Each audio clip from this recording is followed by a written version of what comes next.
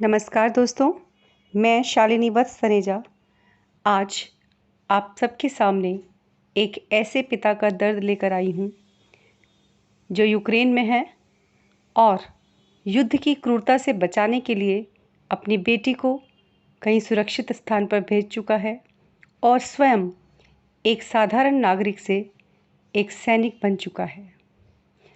वही पिता युद्ध क्षेत्र से अपनी बेटी के नाम एक पत्र लिख रहा है। आप सबके सम्मुख प्रस्तुत है। मासूम सी बच्ची मेरी, मासूम सी बच्ची मेरी, ये बात रखना याद तू, आखिरी हो सकती है ये हमारी गुफ्तगू। मासूम सी बच्ची मेरी, ये बात रखना याद तू, आखिरी हो सकती है ये हमारी गुफ्तगू। देश की खातिर मैं तुझको यूं बीच राह छोड़ रहा, देश की खातिर मैं तुझको यूं बीच राह छोड़ रहा, थोपे गए इस युद्ध के सैनिक को करना माफ तू। मासूम सी बच्ची मेरी, ये बात रखना याद तू।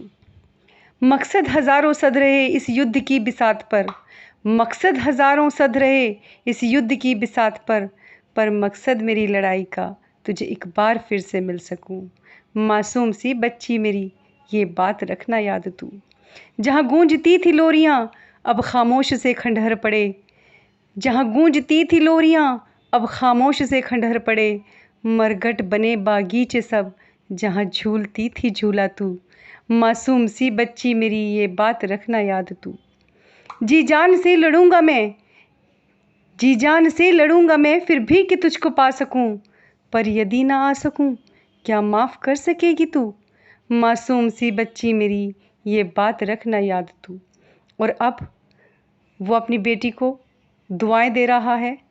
उसे लग रहा है कि शायद वो अपनी बेटी से अब ना मिल सके। साथ ही वह हताश भी है कि इस समय विश्व में ऐसा कोई धर्मगुरु, कोई ऐसी हस्ती नहीं है जिसकी एक आवाज़ पर ये विध्वंस रुक जाए।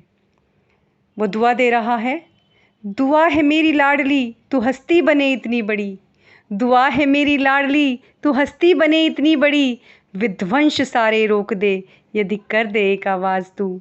मासूम सी बच्ची मेरी, ये बात रखना याद तू।